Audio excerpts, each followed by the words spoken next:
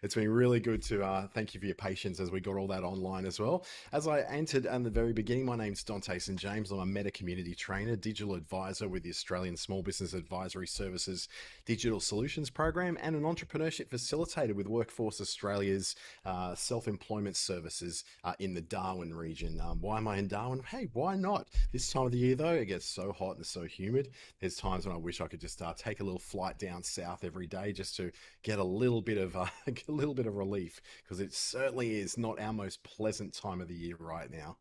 What we're going to cover this afternoon is a little bit about small business insights. We're going to look at the meta tools in practice, so we're going to actually look inside those tools, so you can get a better idea of how to use them and how to get the most out of them. That's the hope, at least. We're going to raise awareness of your business on Facebook and Instagram, and use a Q&A at the end, really to give you a bit of an idea, especially just the folks that are joining on Zoom this afternoon, rather than those who are on the various other live streaming partners. You'll be able to join in the Q&A as well. So first, I'd like to share a few insights and trends for small business that we've noticed at Meta, things that really make it so that we have noticed that there's been changes. There's been a couple of years that things have gone a little bit weird, and this year we thought, well, things are up and things just got a little bit weirder. Well, small business and customers are really using e-commerce with abandon. Now, I know that the drop off of e-commerce over the last few months, particularly as the tech companies struggle to keep up with everybody they're trying to keep up with. There certainly been some changes when it comes to the use, I guess, of e-commerce. I know that Amazon's seen a drop in usage as we've gone back to shops, and I think it all comes when we've got that ability to go back out to shopping centers again and go out with our friends and not have to be covered in masks all the time. That we tend to feel a bit more free to not just go and do things in online shopping environments, but to get back in person, go to food courts and have a bit of KFC and get out there and try on something new, and see what T2's got on offer and see what Kmart's got going on apart from on their website. We're also seeing too that people are engaging with video content more than they ever have. And again, this year it might have dropped a little bit from the previous couple of years simply because we have so many different options to stream with now. I know that Netflix I turn off every so often now because I tend to get a lot more value out of things like Disney Plus or Paramount Plus when I use those, depending on which shows happen to be on at the time.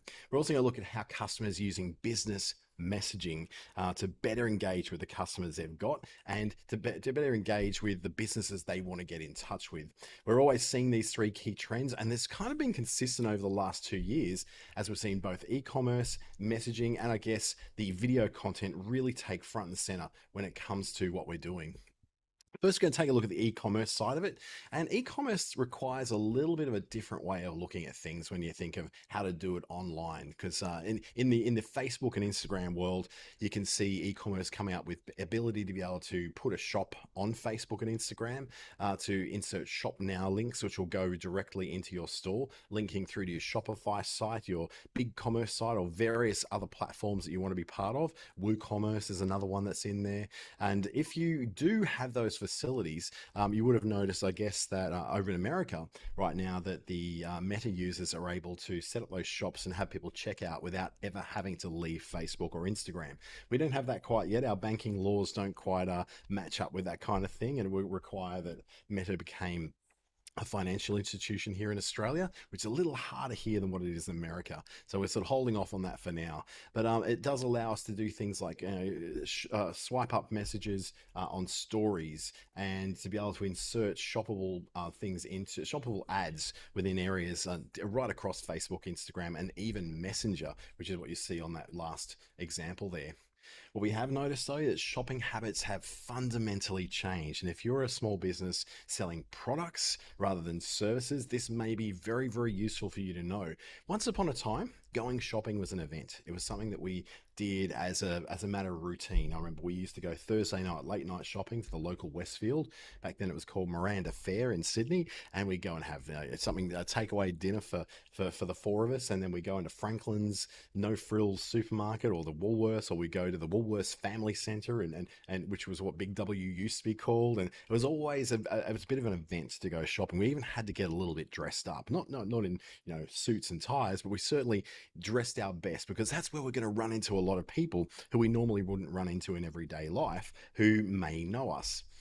The change now is that we're always shopping. Shopping is not an event. Shopping is not something we specifically set up to go and do. It's something which we do every day, and we're constantly doing it. I know that Instagram for me has sometimes I've had to close it simply because there's too many things that come up that I want to buy, especially when it's software or services or conference tickets, things like that.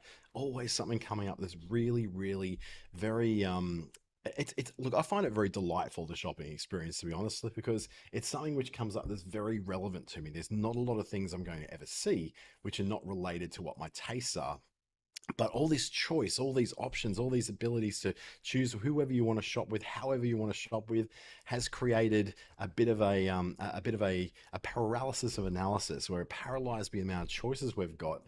So it means that we need to create some kind of personalized experiences that make it a lot easier to happen. Because you would think, you could be looking for a chocolate chip cookie, you'd pull out your cookbooks, you'd find one that suited your taste, but now you've got access to every different chocolate cookie recipe that's ever made, and a whole range of chocolate cookies that are available from lots of different supermarkets. It wasn't just a choice of one or making itself. Now there's literally hundreds of choices with it. So we use personalization to make that a little bit of an easier thing. Now, e-commerce is all about people going looking for products. Discovery commerce is what we're seeing on a lot of the networks like Meta. We see that on other places like we're seeing it in places like TikTok, Pinterest are all working on e-commerce within their platforms. We find that products now finding people. So with discovery commerce, businesses go beyond that traditional marketing, not just meeting the customer's needs, but kind of anticipating them ahead of time and predicting them, if you like. And there's a lot of that's done through, the Meta Ads platform, which allows you to do that. Now, e-commerce is one place to go. Video is a whole other place to go. Video has absolutely boomed. And this is without saying anything about, things like Instagram Reels. Just in Facebook Watch, we have 9 million people in Australia coming to watch it every month. So video consumption on Meta has gone through the roof over the last couple of years. And it hasn't had quite the big dip that a lot of the other platforms have had. In fact, it's continued to grow each month. And just like TikTok has, Instagram Reels has, the watch videos, and watch videos, in case you're wondering what that is, that's when you go into Facebook, you watch one video and then immediately another video comes after it. It's kind of like a recommended playlist of videos, a bit like YouTube when you go in there.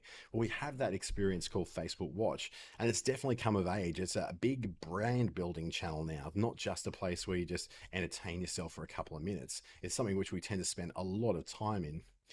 There is a bit of a difference in the way that we view brands and the way that we view products now, is that we have this idea in our heads that if it's been personalized to us, if it's something that's highly relevant to us, then we regard it as premium. We regard it as a lot more premium than something that isn't specifically targeted towards us. So if you're looking at something which is, I might be looking at something which is jewelry. Now, I don't wear jewelry. The closest thing I wear to jewelry is my smart fitness tracker thing, tracks my steps every day. That's the closest I come. But when I see ads for jewelry, they totally miss the mark. Now, thankfully, I don't really see those kind of ads. What I see is ads for software, conferences, online learning, different online tools, people and coaches, things like that. Things that I'm very, very interested in and have previously showed a lot of interest in, which makes me think that any of those ads that are coming through must be pretty darn good, because they are made very much for my tastes, rather than something like jewelry, which is not made for my taste. And it could be a very expensive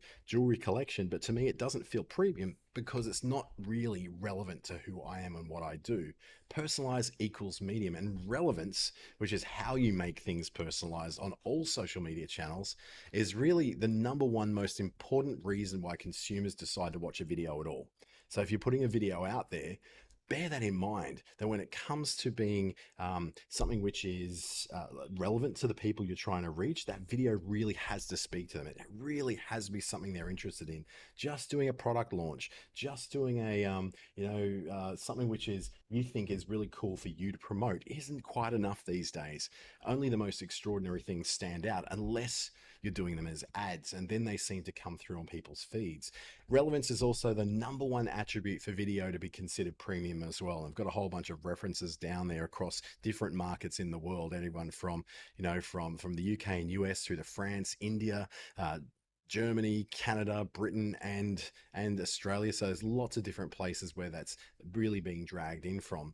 And also the number one factor for engaging with an ad. So relevance is the number one reason why someone will like, share, comment, continue to watch, rewatch it over the length or the production quality or the service that's being offered. Now, just think about that, right? Relevance is far more important than the production quality of that video. So you can spend thousands of dollars putting together a video, but unless it's relevant to the person who's going to see it, you will have wasted all those thousands of dollars because, quite simply, it's not relevant to the person who's watching it. That's the number one reason why people will watch, why they'll consider your video to be premium, and while they engage with your ad or your organic posts that you're putting on Facebook or on Instagram, is that they find it to be relevant. It's so important to take in. In the third instance, we're looking at customers using business messaging. So the three big ones we've got is video. We've got the use of e-commerce on these platforms. Now we're also using, the customers are using business messaging to get in touch with businesses. And we'll have a look at how that sort of plays out in the realistic part of our world. Now, the next generation shoppers are far more likely to use messaging apps to interact with businesses. We're talking about young adults, and these young adults, 92% of them between the ages of 18 and 34, reach out to both small and large businesses, and 37% of those will do it through messaging apps. So when you think about how many people that is, that's a whole lot of people that you can't afford to be not in touch with. When we look at those younger customers, they're the ones who are now starting to drive a lot of the purchases of what we call non-essential goods, fast-moving consumer products, all that kind of thing. So if you really want to reach out, this is how you do it. You reach out to them with very, very open messaging platforms, and that could be through Facebook Messenger, WhatsApp, any of those kind of messaging services. They now expect to be able to get in touch with you. And while traditional channels are still a bit more widely used, phone and all that sort of thing, messaging apps are still on that 47% of use. So what we're saying is that people are 21% more likely to consider communicating with their business over a messaging app versus a phone call. I know, for instance, that I just don't pick up the phone unless I absolutely have to. I really don't want to use a phone call. I don't know what the barrier is to it. Maybe it's because, I grew up in a house where we always considered that anyone who was calling it was just bad news. So in that case, I'd say, well, if I want to contact a business, I generally will do it through a messaging app. I recently had decorations for a major event that I was running, and those major event was I organized the decorations through Facebook Messenger. It just turned out I didn't even know that I knew the person at the other end until she said, "Hey, it's me." But it was a really good experience because I was able to very easily get in touch with that person, very easily get the details I needed, and very easily be able to find out what the payment details needed to be as well. The top three areas I think we really need to use messaging is because it's convenient to the customer, and it's quite convenient to us as well, because those things come across to us on our phones. So we've got all our messaging on our phones, not just on the desktop. So there's not that excuse that I'm away from my desk anymore. You can actually pick up those messages and respond to them straight away. It saves a lot of time, and I've got some tools in here I'm going to show you on how you can just save a whole lot of time when it comes to dealing with the messages as they're coming in. And of course, they give you a fast response time. You want that fast response time because it shows your customer that not only do you respect and care for them, but that you also have their service and reaching out to them in the way that they want to be reached out at a center of what you're going to be doing. I've got some really great tools that are going to help you to get a little bit more out of that fast response very soon, including things like away messages and the kind of messages you can send that are automatic when people ask certain questions. Now, the customer life cycle cycle of today is all about people being able to be in touch with you. So every little one of those messaging touch points matters, not just phone calls, not just email addresses, but instant messaging as well. Now, whilst not everyone's expecting you to answer them straight away, we have the tools to be able to communicate that. It all does contribute to having a much more solid relationship between you and your customers or your clients. And that life cycle where people begin to research products and services, where they build the relationship through the interactions they're having with you on Messenger, and then finally come to that customer care after they've made the purchase. All three of those stages are well served by messaging, whether it's WhatsApp, Messenger, SMS. You can use, Signal or Telegram or whatever it is you're going to use for your messaging services.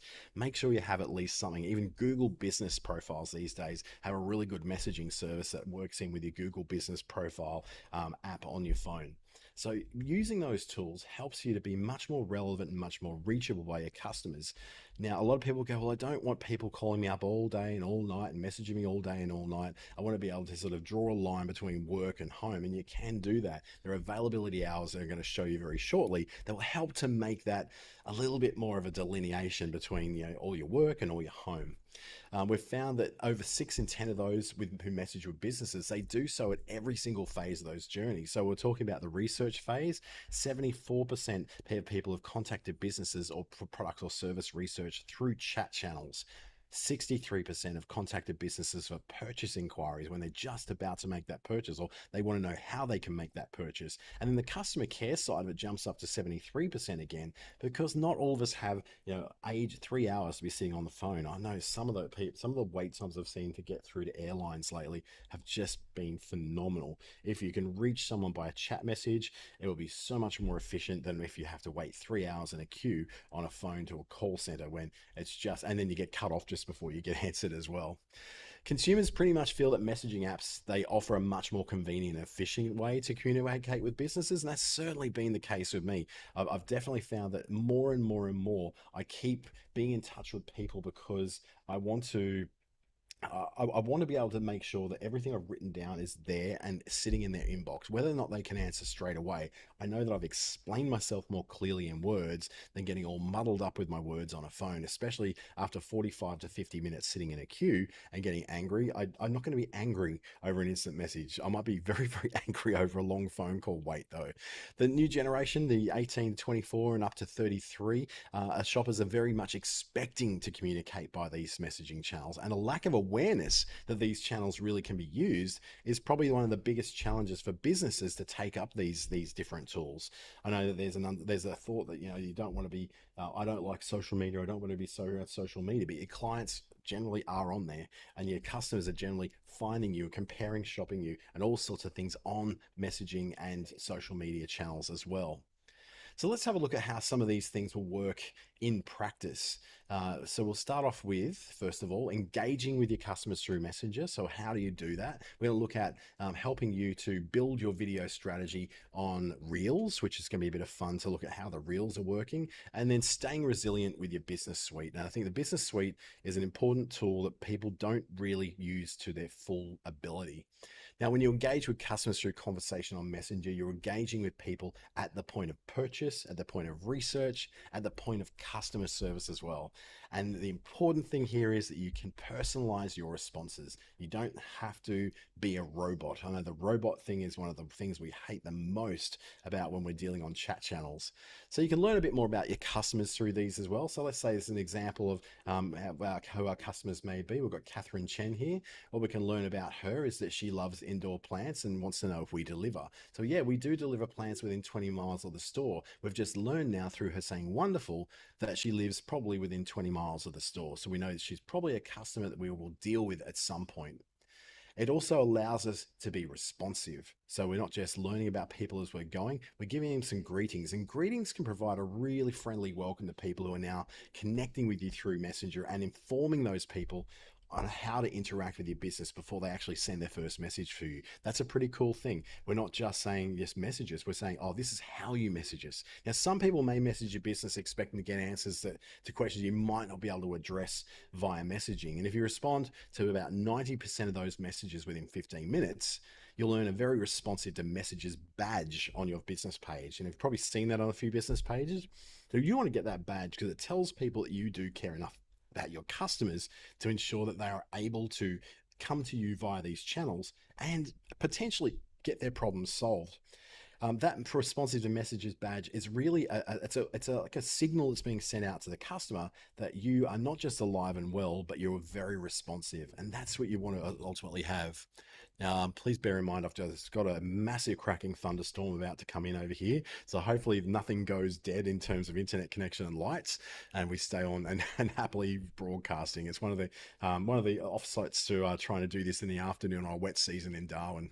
So you can welcome your customers with a greeting. So to do that, you go into Business Suite, so into your messages within Business Suite, and then we go into settings down the bottom, and then you select messaging, and toggle showing a messenger greeting to on. So this one's turned to on under starting a message conversation. Then you click change, which will enable you to edit the greeting. So in here, when you've edited the greeting and what you want to say with it, you click save, and then that takes you back to where you are in your inbox area of Business Suite.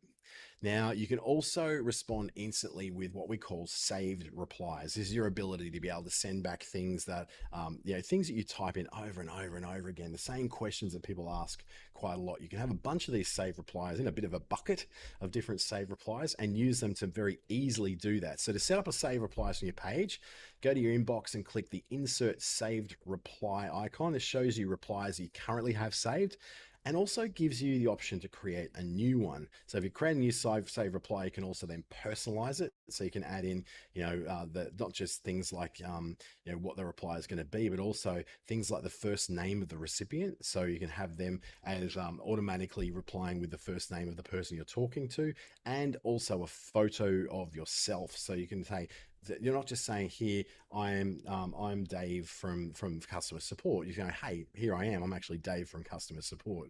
So it can be a really nice way to feel like a human. I know a lot of people feel a bit weird when they're doing these things. They feel like there's not a human on the other end. It's just another bot. And this is a way you can show that, yeah, I'm actually a real person.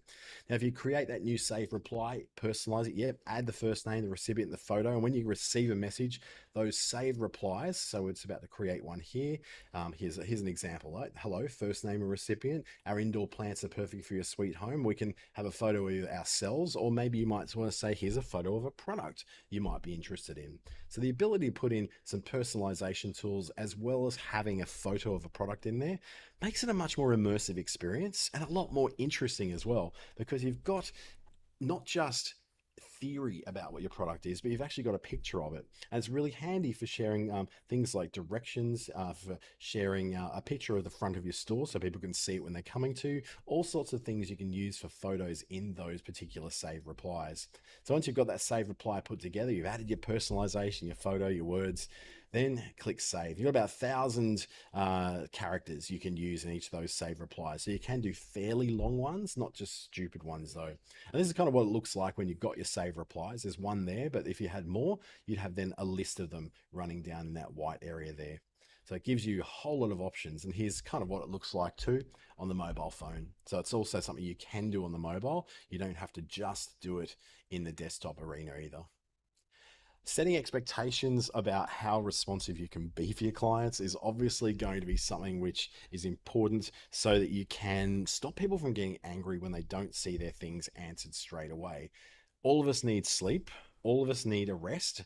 But what we also need to understand is we're working in a 24/7 customer lifestyle these days, life cycle these days. And people are used to being able to call a call center at any time of the day or night, even if it's at 3 a.m., and get through to a hotel call center, through to an airline call center, a telecom call center. It doesn't matter who they are calling, they're expecting to get through to someone. So when they come to, say, your messenger and your page, then they're going to expect that they get some kind of response, even if it's something that's in a status to away. So if you can set off your status to away, this is where you can make sure that people know that you have certain hours, and then you set the expectation that you'll be getting back to them at, say, maybe 8:30, 9, 10 o'clock tomorrow morning. This means that you are also then keeping within your 90% of responses within 15 minutes target. So even an automated response like this keeps you in that 90% of messages within 15 minutes target. So you still get the very responsive badge on your page. So it's not going to ruin it because it does respond straight away. So being responsive as you can does help you to build those relationships with your customers, but they've also got to understand that you need to sleep as well. Sometimes you need a break. So one of the benefits of these away messages, it can help you to maintain that responsiveness score when you're unable to send a personal message right away. So to set up an away message, you go to inbox within Business Suite and you click this automated responses, and then you set your away message currently set to off. You can edit it then and turn that on. So once it's turned on, you can set things like the times that you're away and you're asleep. So you may want to, in this case, they are not open till 9 and they finish at 7 p.m. I think it is. No, 7, 8, 9 p.m. So they go 9 to 9.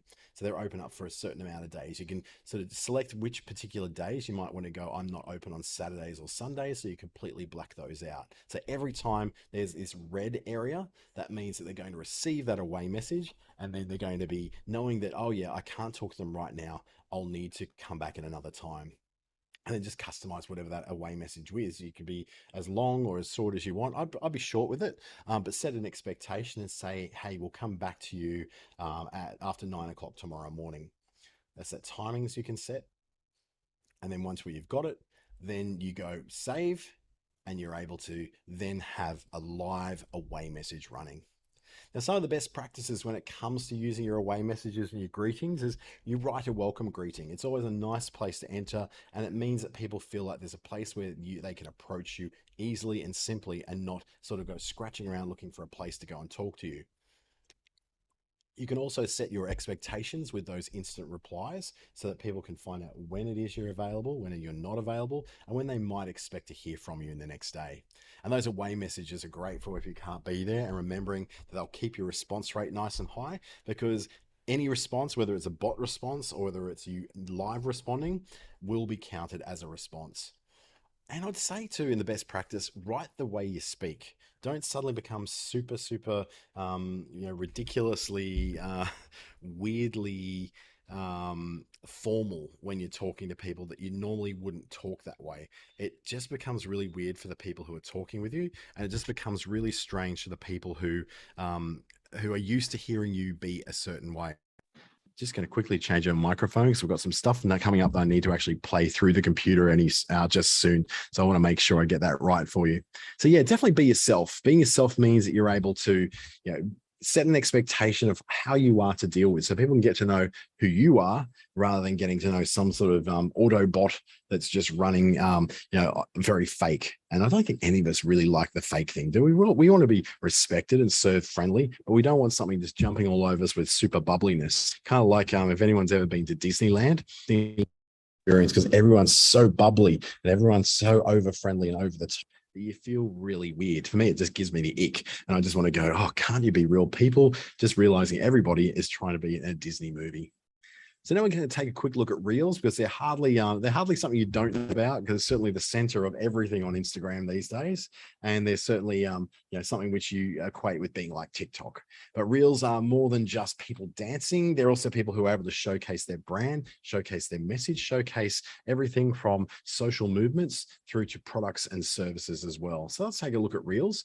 Reels is not that new anymore, but it gives you pretty much anyone the ability to create really cool, entertaining short form videos. The stage to be discovered a lot more easily as well. So people who are trying hard to be discovered, I'm just having some issues with my microphone jumping around all over the place. Sorry about that. Let's just go back to here. Okay, we're back again.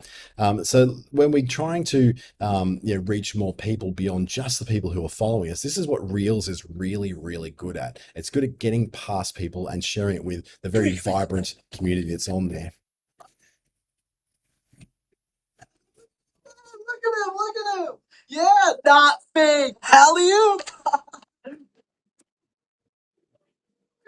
at him. Totally real.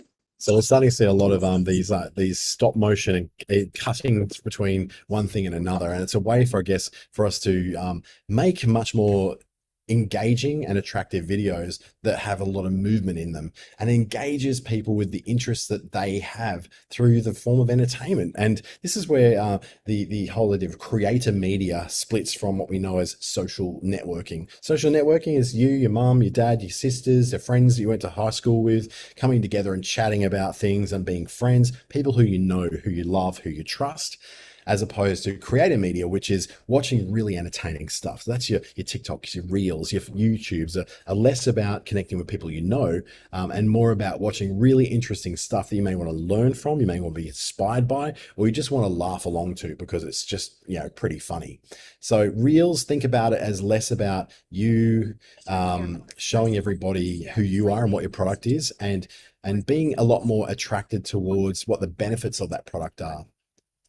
So you can see here that this particular person's using Sephora-based cosmetics products and skincare products and showing you how to use those and in what combinations. So you see how it's not a perfect video. She's not the perfect person. She's certainly not a supermodel. She's absolutely gorgeous, but she's not a supermodel. She's just an everyday person who uses cosmetics from Sephora. For us, it might be from Mecca Cosmetics, any of that kind of thing, that you'll be able to see real people trying on real makeup and seeing how it works for them. And you can see if it works for them, it might work for you. It helps you to get discovered because Reels is the best place on both Instagram and Facebook, where you actually go, your material that you make in Reels on Facebook and Instagram goes way beyond the people who just follow you. You may have noticed if you've been producing Reels in the last year that it reaches a lot more people than what your normal business posts do, right?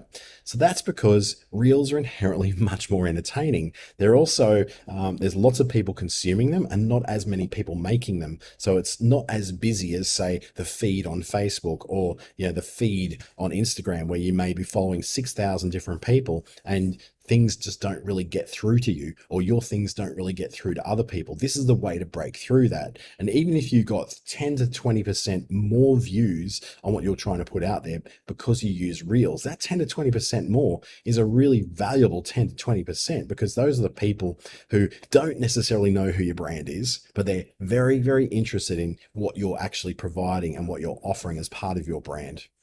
It allows you to be a bit more of a flex too, because you compared to other platforms, people who've been surveyed have told us that Instagram is the top place to keep up with their favorite brands. Now, of course, there's other platforms that are doing a lot of this as well, but I'd have to say that, it's still that place where people go to connect with things.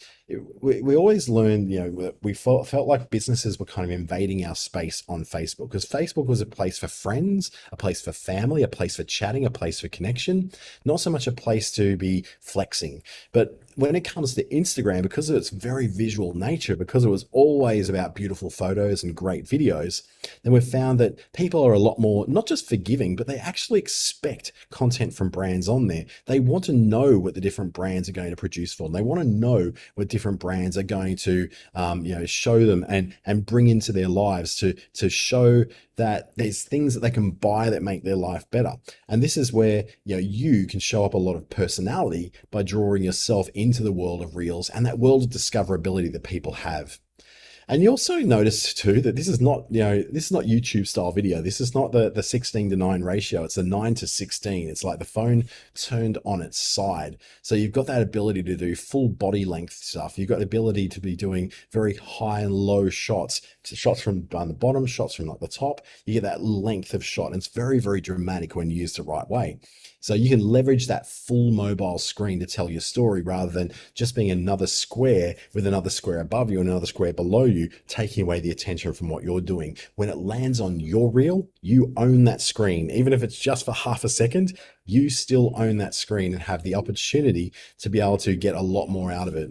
So I've got a few local heroes in Australia I want to show you. Peggy and Twig. They are a business that Emily from Peggy and Twig has used Reels as a behind the scenes experience, giving customers an insight into how the business is run. They don't have to be perfect. In fact, these ones from Peggy and Twig are not. They're all about just showcasing the boxing and unboxing experience. So I know a lot of people love to watch the unboxing of jewels and pearls and clothing. This one's where they have actually given the ability to be able to do the boxing experience. So you can see what it's going to expect when it turns up at your store or turns up at your home. It doesn't have to be perfect. So this isn't perfect, but it's just beautifully done. It does look really nice.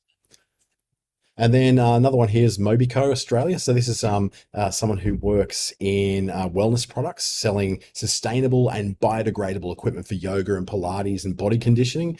They use reels to create how-to clips that inspire their customers to use those products in a particular way for particular health and well-being needs. So they can say, okay, if you're going to use this particular one, this is how you might work with lower back pain. I think this is a really clever way of doing product demos. So you can show people exactly how to use the products you're selling in a clear, and this is really hilarious because the dog is there, right? So if you just see that at some point, the dog just walks across and completely gets in the way, steals the show. And it's hilarious. You're going to remember this. You're going to feel good about this because that's what it's like in real life. And Mobico, she sold a lot of stuff over the pandemic naturally for people who needed to exercise at home and get some really good, but she doesn't go just for, blocks of plastic. This is sustainable and biodegradable stuff. So it's not just stuff which you're going to throw in the garbage in 3 years' time, and it's just going to hang around for thousands of years. This is biodegradable. So she's really taken that sustainability and well-being thing and smashed them together into a really good concept that she's able to then share in these really short reels. Like, this is a really short reel. It's no more than 5 seconds long, but it tells such a story in there and lets you know exactly what that product is and how it can work for you. Now we're going to take a quick look at, well, probably not as quick a look as I'd like, at Meta Business Suite. Now, Business Suite has changed a little bit since these slides were put together by the team in Sydney, but you can get Meta Business Suite as both the online, on the web version, and you can get the version for Android and iOS as well. So the apps on your phones. The apps don't do quite as much stuff as what the desktop one does. And naturally with a bigger screen, you see a lot more details, particularly in the insights, but it does give you somewhere to look at all your activity between Facebook, Instagram, Messenger in this all-in-one place. And that's really important when you're busy and you don't have time to be going to this platform and that platform and going over that platform. We very much listened and people were telling us that, like, I can't just be jumping between Facebook and Instagram all the time. Please give me one place to do all that. And it certainly has delivered. And it's become probably one of the more popular parts of the Facebook family of apps, simply because it gives you so much time saving, and it helps you to keep up with both your Facebook posts, your Instagram posts, your Facebook comments, your Instagram comments as well, and the things that people are sending to your page inbox, both your direct messages from Instagram and your direct messages on your Facebook page as well. And you're able to preview what your posts are going to look like when you start setting them up. So let's say, for instance, we're doing a new post for Little Lemon. We will be able to write in what it is. We'll be able to put up our piece of creative, whether it's video or photos. You can add multiple photos as well, and it'll show you roughly what it's going to look like before you post it. So that post, is going to look the way you want it to look, in the way you want it to look. And you can also then select whether you're going to send it to both Facebook and Instagram, or just one or the other. You can also then customize what you're sending it to. So you can send one message out to Instagram at the same time as you're sending another message out to Facebook without you having to go and do two very separate posts. You just do it within this one post, and then it says, oh yeah, you want that one to Facebook, that one to Instagram. You can also schedule your posts for later. So this is the scheduler you've really been looking for. It's where the publishing tools have now gone when it comes to your Facebook page. And it also allows you to do that for Instagram as well. It also allows you to do stories, so it's not just posts now. So in amongst all this, we can see where you can schedule your posts, you can even set a boost from right within here as well. You can edit the caption, you can tag people, add some feelings like some emojis, that sort of thing. So you can then get a lot more things in advance rather than having to do everything all at once and in the moment. So you can try it out by scheduling a post with a Meta Business Suite app. So you just get the app open, go to the page that you want to use. So it's usually through, in this case, Lucky Shrub for both their Facebook page and their Instagram account. And before you start, make sure you actually have the Business Suite app, because this doesn't work as well on mobile without it being in the app. And to start scheduling a post, click on Publish, which is the plus sign. And then you get to write your caption and add a video or a photo, and then schedule a time for the post to publish. So you can either be now, or you can click on that and set that for later as well. So you don't have to publish it all at the same time. In this case, being scheduled for later, Monday, December 22nd at 12 p.m. And that will appear then. You can also set separate publishing times and dates between Facebook and Instagram if you want to stagger those out a little bit, or if you found that your customers tend to be on Facebook at 6:30 p.m., but they tend to be on Instagram at 10:30 a.m. You can separate how those go as well. So you just toggle between Facebook and Instagram here on the screen, where you'll be able to see how you select those. There is usually a worksheet for this. My apologies, I haven't been able to send this out to everybody, but I'll see if I can get copies of it and maybe bundle those up for those who are interested. But the key takeaways from Business Suite is you can use posts, you can do stories, and you can do all your live videos as well there that help you to increase the awareness of your business's offering. So it gives you a chance to really use the tools that are really best for business. Those posts, those stories, those live videos, even now reels can be scheduled from Facebook as well. So they're not going to schedule into Instagram just yet because Instagram's reels have a few more tools, but you can do that from Creator Studio though. And posting consistently, so you can see a very a calendar view of your different posts, and you can look ahead and see where your gaps are and where you might want to fill something in. But posting consistently makes your business so much more recognizable because you're showing your customers and the people who are coming into your page at various times. And even though it might seem like reach is really poor from Facebook pages at the moment and Instagram posts at the moment, just remember these are places where people get referred to you. So if you're talking in groups, if people are talking about you in groups, they're going to refer to your page before they're going to refer to your website. And for many of you, you don't even have a website. So your Facebook page automatically sort of it sort of acts as your website. So this is a place where people refer to you. So try and think of it in those terms that you don't necessarily have to go viral with everything you do, because let's face it, very few people ever do. What you want though is someone to be feeling reassured, safe, comfortable, and willing to trust you and even like you because they can see a few things on your page that immediately make them feel better about dealing with you. And then you can use the Business Suite to help you to save time by scheduling those posts ahead. So if you find that you are really good on Sunday afternoons and very creative, I tend to be when I do mine is Sunday afternoons because I feel really creative. I feel rested. I'm starting to get back in my work mode for Monday. So Sunday afternoons, a great time for me to schedule a week's worth of social media in advance. This week I'm a little bit behind, so we'll see how we go with that. Now you can pick up all the learning you need to on this platform simply by going along to the Meta Blueprint. So meta.com/blueprints, the old Facebook blueprint. It's got a ton of free tools and free lessons to do absolutely everything when it comes to working with Facebook or Instagram or Messenger or WhatsApp in the context of business. And you're going to find tools in there that allow you to connect as a WhatsApp for business as well, which is becoming increasingly important given the multicultural nature of Australia. We're starting to find so many people using WhatsApp.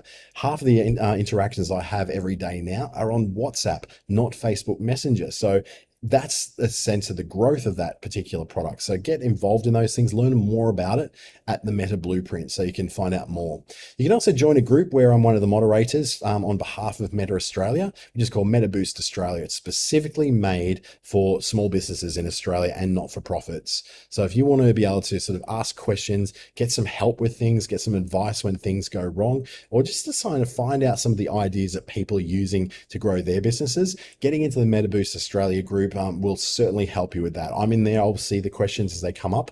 And then the rest of the team there's 5 of us here in Australia. There's myself, there's Lisa from Queensland, Dan from Northern New South Wales, Melissa from Central Queensland and Moranbah, and then there's Heather in Sydney as well. So we're all there to help you out. And also the team from Facebook in Sydney and in Singapore is always watching to make sure that you actually get your questions answered to the best that they can possibly do as well.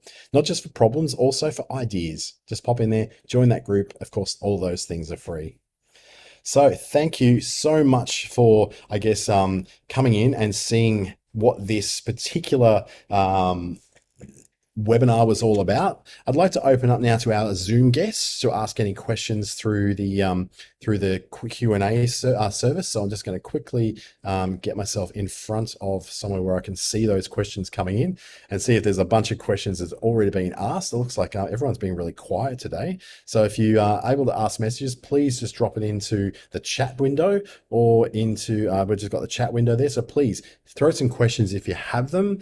I'll preempt a few questions in here.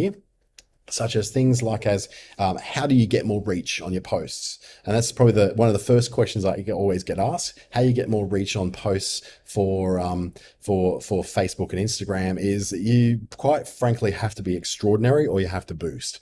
That extraordinary posts can reach a whole lot of people simply because they're timely, they're really relevant to what your customers are like, they're really relevant to the time that we've got right here and now. So that to some news or something like that, and then you're able to hopefully then get beyond what that is. But you can't just do it once and expect it's going to work. You have to do it again and again and again until you find the right combination of things that happen to work for you. So you can watch your insights through your Facebook page and your Instagram account, and also look at the suggestions for optimal times that Facebook is showing you when to post in Business Suite, because it'll tell you, in my case, 6:30 p.m. at night, every single day of the week except the weekends.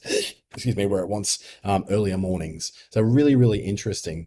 Just being asked now, can you get recorded copies of the webinar? If you registered on this, I'll send you a recorded copy to everybody who attended on the Zoom call. And I'll also be putting this onto YouTube a little bit later on as well. So thanks for that, Faye. Narelle missed the part. You able to watch it again later? Yes, absolutely. Now we've got a question there from Matsol Art, asking, can you please explain the differences from using Facebook and Instagram? The main difference between using Facebook and Instagram is that Instagram is very simple. It's very simple. You post pictures, you post videos, and you look at things coming back. And it's to do with the people who are on Instagram as opposed to the people on Facebook. Facebook is more about reaching out to people you already know or are already connected to you. There's very little chances to reach beyond that other than in groups. You can use groups to get a bit further, and you can also use Reels to reach people a little bit further. But generally what you're reaching is people who just follow you. Instagram has this ability, because of the hashtag reach, that you can then find your stuff showing up to people all over the world. Now, that may not be good for you if you've got a service which you only deal with in Australia or within a local area, but it may be great for you if you're in a position where you are trying to reach a more global audience. So hopefully that gives you a bit of a difference. Facebook has more features. Instagram is far more simple, a lot easier to use, I suppose, for those who don't really want to spend a lot of different ones. Matt is also asking why you would use Facebook or why would you use Instagram? I think I kind of answered that. If I was wanting to reach just a smaller group of people who are very, very hyper selected for who I want to reach, then I probably use Facebook more than Instagram. But if I wanted to reach more global, an audience of people beyond where I go, then I probably would look at using Instagram, because that's where I'm more likely to get a more global lot of people. How many changes, Maggie, how many changes to the Meta Suite do you envisage for the future? Google had over 4,000 changes to its algorithm in 2021. It is hard to keep up, but there's certain things that are the principles that never fail you. And these are things: be relevant. Stop trying to sell something to everybody who comes in, and treat people as being at a different part of your sales funnel, at a different part of their journey towards you. Not everyone's ready to buy. And if you come with lots of messages about buy this, buy this, buy this, you're going to have people just go, no. I guess then what you do then was probably look at something which, over 3 different posts. Let's say you're doing 3 posts a week. If you do 3 posts a week, one post would be very much about people who don't know who you are and they're just being introduced to you. The next post will be something which is for someone who is looking like they're getting ready to make a decision on who they're going to use for that particular product or service you do. And it really appeals to them. It educates them with more information about not just the product, but why they should use you. Finally, that end product where someone's ready to buy and they're really like raring to go and make that decision right then and there, have something which gives them like an unbeatable reason why. It could be that one killer feature that you have. It could be a discount coupon. It could be, some feature that you have that others don't tend to have. That could be then that third one. So just remember that people are at very different stages of the purchase life cycle when they come to your page, to your products, to your services, to your posts, or to your ads. So don't just have one ad that just goes out, or one post that's just going, buy my stuff. Just consider that people, like, think about when you are at different stages, when you're researching, when you're in the process of purchasing and negotiating, and when you've got customer care as well. Also, don't ignore that customer care, and make sure you answer everybody's comments and answer everybody's messages. It might get a bit busy after a while, but if you're getting that busy, that might be a good problem to have, because it's about time you probably hired a social media manager. to give you a little bit of a hand with that. Matt says, come back with explain the difference. I've already done that between Facebook and Instagram. Already explained why using Facebook or why using Instagram. Using Facebook ads to reach more people. Well, that's the pay to play environment that social media has become. What you find is there's big differences between different platforms because of how many people are on them and how busy those platforms are and how many people are actually posting to them. I do quite often a series of things on LinkedIn, and one of the things we always put across is that on Facebook you've got about 2-3 billion people on that particular platform, and about 70% of those people are posting to it. So the vast majority of people are in that position where they're posting to the feed, and it makes the feed really busy. It's hard to compete for space there. You go to something like Instagram, it's more like about 47%, so it's a lot less people are posting. So that feed's not quite as busy as the Facebook one. But once you get onto platforms like LinkedIn, you've got less than 7% of people have ever posted at all, and less than 1% post on a weekly or monthly basis. That's pretty scary. That's like meaning that there's very few people posting in comparison to the people who are consuming those posts. Over on TikTok, it's very, very similar. Less than 5% of people on TikTok are posting on TikTok. So it's easy to get reach simply because there's lots of people consuming, but not that many people really that are trying to produce new material, which is why you probably go into TikTok and Reels and you quite often see the same stuff over and over again. Is because there's only so much material on there. For you as a business owner, that's a really big opportunity. It means you can go to the platforms that don't have as much noise going on them. So things like Reels, for instance, as part of Facebook and Instagram, lots of audience, not that many people going. Stories is certainly a lot less busy than the feed on Facebook and Instagram. So there's an opportunity to reach more of your followers through there as well. So just by having a think of how people use these things and what your message can be that's really relevant to those people, use those pieces of the pie that are most useful to you, because it's not always just because the algorithm favors one thing and not another. Most of the time, it's just because there's lots of people consuming on one part of the Facebook or Instagram or TikTok or LinkedIn or YouTube, and there may not be very many people posting to it. So there's a big opportunity to use that. We're looking at should you use both Instagram and Facebook or put all your energy into just one of those? Well, with Business Suite these days, you don't have to split up your energy. You can do it all in the one place. So I just do both because all of your messages, your comments are all going to come back in through Business Suite anyway. So I'd say if you're doing it for one, doing it for both in Business Suite. Just leverage the fact that you've got so many opportunities to do that. You're welcome, Maggie, for the recap of the sales funnel and the types of posts. Kato is asking how often you should post on Insta, and does this include stories and posts? How often you post is up to the people who are following you. If you are posting 3 times a week and you're finding it's getting a little bit slow, and then you post a 4th time and it kind of picks up, well, then post 4 times. It's all about experimenting. So you've got to find the right cadence for your people. It depends on the kind of posts you're making too. If you're making posts that are very sales oriented, they get very, very fatiguing very quickly. So you may find that only 1 post a week would be for you. But if you're doing that nurturing stuff where you're educating people, you're offering assistance, you're giving people free advice over your posts, then you can probably post that little bit more. It's just a matter of what you're posting and how people can work that out. Faye's asking how you find a good social media manager. Oh yeah, so that's a question a lot of us would like to know. How do you find a good social media manager? What price range you'd be looking at? That's like how long is a piece of string? It's not like there's an award wage for social media managers. What I would be looking for is when it comes to social media managers, what their process is. So their process is just simply, I'm going to post 39 posts for you every quarter. That's 3 posts a week over 13 weeks. And all I do is post them. I don't look at them. Well, that's not really a social media manager. That's a social media scheduler. But then if you're using, if you're talking about someone who's going to, completely manage your social media, then you're looking at someone who's, you imagine how much time to take you. It'd take them just slightly less time than you. So you're essentially buying someone for something like a part-time job, depending on how busy you happen to be. So think of it in hours. How many hours a week do they have to spend? And do they have to be on there every day? If they have to be on there every day, it's going to get more expensive because they need to spend more time doing it. How many tasks do you want them to do apart from just posting? Do you want them to analyze your insights and find out what the best things are to do? That's going to get harder. I would usually say, I recommend that people look for a Meta certified digital marketing associate, and people will advertise that on their services if they have that. It's one of the simplest certifications to get from Meta that really allows you to be proving that you know how to use social media for business. If they don't have that, doesn't mean they're not a good social media manager, but that particular certification process means that they really do know their stuff. So have a look for that maybe. If you can't find that, then you're just going to look for examples of the work they do. And so you get a bit of an idea about the kind of things they're actually able to say. And in the posting of how many times you post a week, I guess it's really, again, it's really up to how much your people would really put up with you posting. So the channels to use, Facebook or Instagram or both. What about Twitter?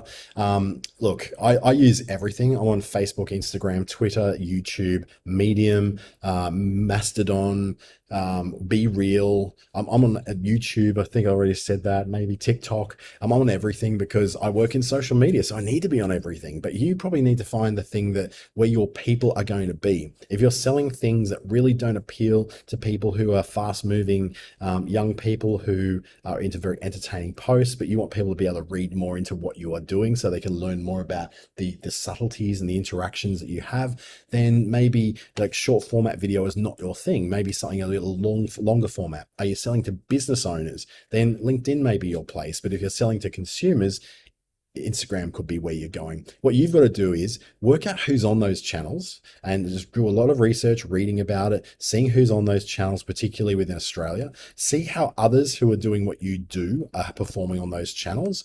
And that'll give you a pretty good idea of whether there's a place for you on that channel or not. Now you can, yes, you can create reels for both Instagram and for Facebook. So in Facebook, if you go through, if you go to put a reel in, basically all videos these days are reels on Facebook or Instagram. So whether you create a video, any kind of video becomes a reel on Facebook or Instagram, particularly if it's vertical. So it's vertical video that's taken this way up on your mobile phone. That's going to be a reel. It's going to automatically be turned into a reel on Facebook and to Instagram.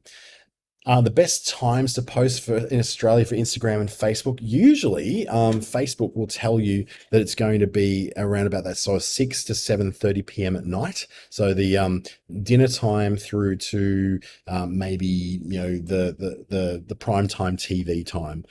For me, that's certainly a mixed bag. Sunday nights are very good for me, but that's not always the case for me, and it's not the case on every single channel. So for Facebook, that might be true, but it may not be true for Instagram. It may not be true for LinkedIn. It may not be true for TikTok or the others. So you've got to really go, okay, look at your insights for each of those channels. So it doesn't matter which one it is, which insights it is. That'll tell you when most people appear to be online.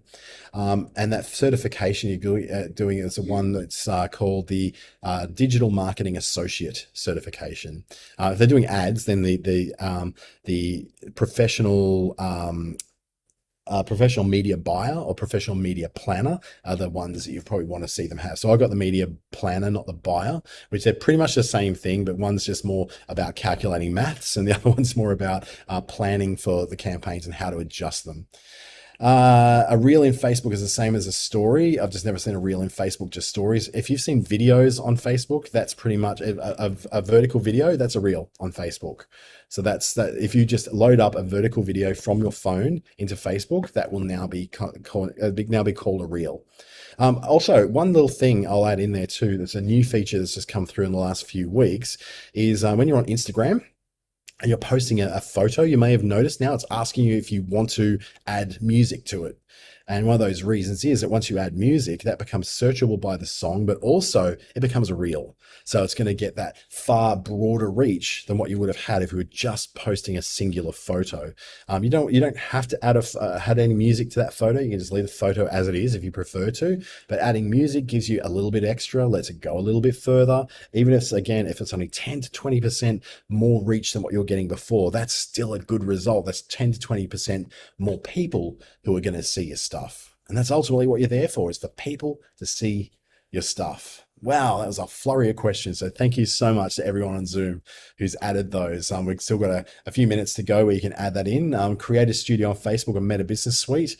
It's another thing of difference. Creator Studio is much more geared towards people who are creators and influencers. It's got some tools in there that are to do with your monetization of your video material. So if you've got a following of 50,000 people and you're producing videos for them each day, those videos become monetizable. So Facebook pays you for those videos based upon how many people are viewing them and how much ad money they can make out of posting ads in your particular kinds of video. So that's what Creator Studio is. It has many of the same things in it as the Meta Business Suite. Business Suite's more about small business, going in there and be able to see your insights, your posting calendar, your ability to post, your messages, and all your business tools are all in that one place, where Creator Studio is more about probably influencers who are looking to collaborate with other people, looking to collaborate with other brands. It's also a good place to be going live from as well. It'll give you just that little bit more creator tools, I suppose.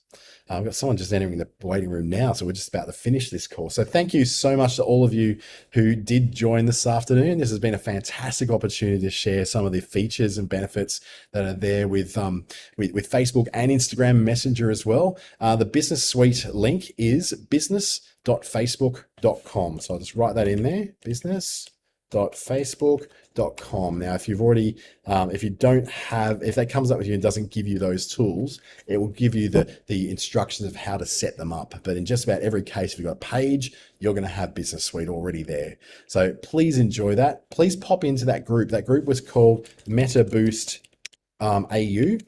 So MetaBoost AU, which is on a Facebook group, please go and join that, because I'd love to see a bunch of people in there, I guess, asking questions like you're asking me now, or the things that you didn't get to ask immediately, you'll be able to ask those in that group, and we'll all be there to give you a hand and help you out as much as we possibly can.